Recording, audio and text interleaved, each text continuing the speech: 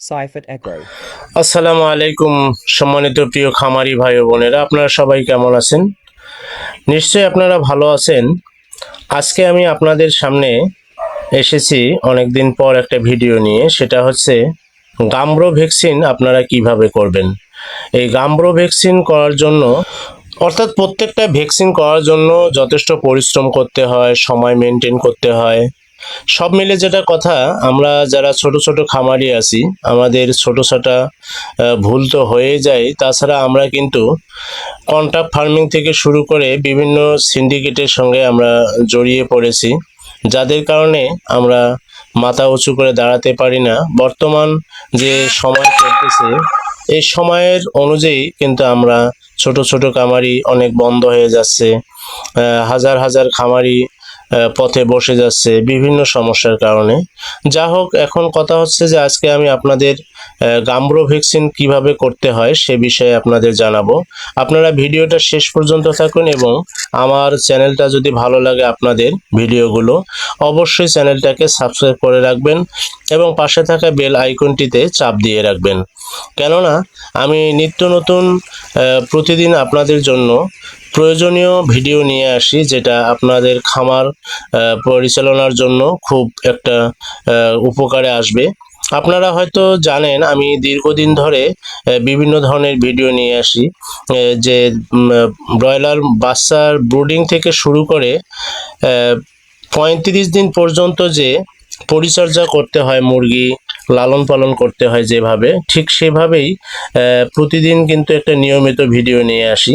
কিন্তু মোটামুটি কিছুদিন ধরে ব্যস্ততা থাকার কারণে আমি ভিডিওগুলো নিয়ে আসতে পারিনি।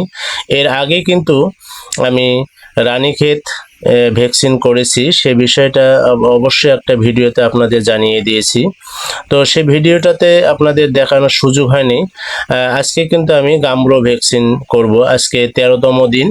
গাম্বরো ভ্যাকসিন করতে হবে কমপক্ষে নবমতম দিন থেকে 12তম দিনের মধ্যে। যাই হোক, ব্যস্ততার কারণে আজকে আমি 13তম দিনে গাম্বরো ভ্যাকসিন করব। সর্বপ্রথম কিন্তু আমি একটা বালতির মধ্যে ভ্যাকসিনটা ভালোভাবে গুলিয়ে নিয়েছি। তারপর আমি বেল ড্রিঙ্কার সাধারণত ব্যবহার করে থাকি। দেখেন, বেল ড্রিঙ্কার মধ্যে আমি আবার ভ্যাকসিনের পানিগুলো দিয়ে দিচ্ছি। দিয়ে দেওয়ার পরে আস্তে আস্তে যখন সবগুলোতে দেওয়া শেষ হয়ে যাবে, তারপর কিন্তু আমি পটগুলো একদম নিচে নামিয়ে দেব। যখন নামিয়ে দেব তখন কিন্তু সব মুরগির বাচ্চা সেখানে ভিড় জমাবে। কিন্তু আমাকে ওখানে লক্ষ্য রাখতে হবে সব পানি যেন এক ধরনের বাচ্চাই কিন্তু যেন শেষ না করে। আমাকে পুরো খামারের যে বাচ্চাগুলো আছে সব সময় নেড়ে চেড়ে দিতে হবে। আর নেড়ে চেড়ে না দিলে কিন্তু বাচ্চারা সবাই সমানভাবে খেতে পারবে না। তো একটু কষ্ট হলেও কিন্তু সেদিকটা খেয়াল রাখতে হবে।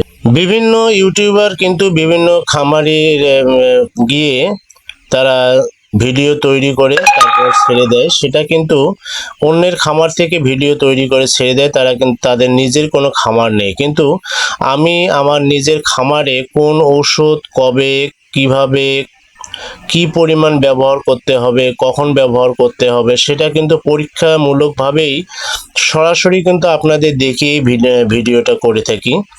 এবং এজন্যে মনে করি যে এই ভিডিওটা আপনাদের জন্য খুবই গুরুত্বপূর্ণ। আর যারা অন্যের খামার দেখিয়ে আপনাদের যে দিক নির্দেশনাগুলো দেয়, ওই কীভাবে ওষুধ খাওয়াতে হবে, কিভাবে ভ্যাকসিন করতে হবে, কিভাবে পরিচর্যা করতে হবে, আদৌ কিন্তু তারা তাদের কোনো খামার নেই বা তারা এভাবে কিন্তু পরিচালনা বা এরকম করে তারা কিন্তু খাওয়ায় না। এটা তারা অন্য খামারিদের কাছ থেকে দেখে তারপরে আপনাদের কিন্তু দেখিয়ে দেয়। কিন্তু আমি আপনাদের প্রতিনিয়ত একটা করে ভিডিও তৈরি করি, সেটা হলো একদম সরাসরি প্র্যাকটিক্যালি কিন্তু আমার খামারে কিভাবে আমি মুরগিকে ভ্যাকসিন করাই বা মুরগিকে কিভাবে ওষুধ খাওয়াই, কোন ওষুধ কখন দেই, কোন খাদ্য কখন দেই, কখন রানীক্ষেত ভ্যাকসিন করতে হবে, কখন গাম্বরো ভ্যাকসিন করতে হবে, তারপর ভ্যাকসিন করার পরে কোন ওষুধ ব্যবহার করতে হবে, কোন ধরনের ভ্যাকসিন ব্যবহার করতে হবে, সব বিষয় কিন্তু আপনাদের আমি জানিয়ে দিই। দেখেন আমি কিন্তু ভ্যাকসিনের দেওয়ার পটের মধ্যে পানি দেওয়ার পরে পটগুলো নিচে নামিয়ে দিয়েছি। দেখেন কিভাবে একবারে বাচ্চাগুলো জড়ো হয়ে গেছে।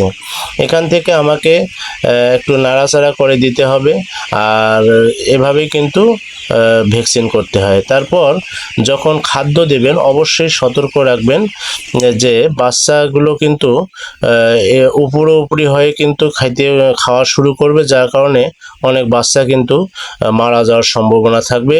সেজন্য সেদিকটা খেয়াল রাখবেন। আর আমার ভিডিওগুলো যদি আপনাদের ভালো লাগে অবশ্যই আমার চ্যানেলটাকে সাবস্ক্রাইব করবেন, লাইক করবেন, কমেন্ট করবেন, শেয়ার করবেন। আমি আসলে খুব সাজিয়ে গুছিয়ে কথা বলতে পারি না, যার কারণে আমার ভিডিও কিন্তু ভাইরালও হয় না। আর আমি ভিডিও ছাড়ি আপনাদের উপকারের জন্য।